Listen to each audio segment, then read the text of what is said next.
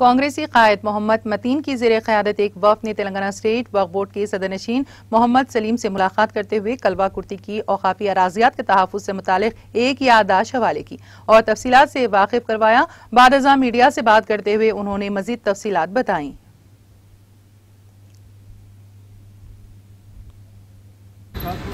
Task force जारी सब जारी आपके लेटर वो नहीं कर सक रहे।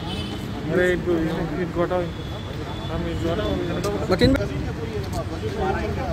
रिकॉर्ड में नहीं है, ये एप्लीकेशंस दिए हर चीज़ हो गई, देखो ये रजिस्ट्री आई है। कलवा कुर्ती में होने वाली वक्फ बोर्ड की प्रॉपर्टियों की लूटमार के सिलसिले में हम लोग यहाँ पे चेयरमैन साहब को वाकिफ़ कराने के लिए आए थे। कलवा कुर्ती में 10 एकड़ 35 गुंठे ज़मीन है, जिसमें से सिर्फ 500 से 600 गज ज़मीन बाकी है। बाकी की पूरी ज़मीन ख़त्म हो गई।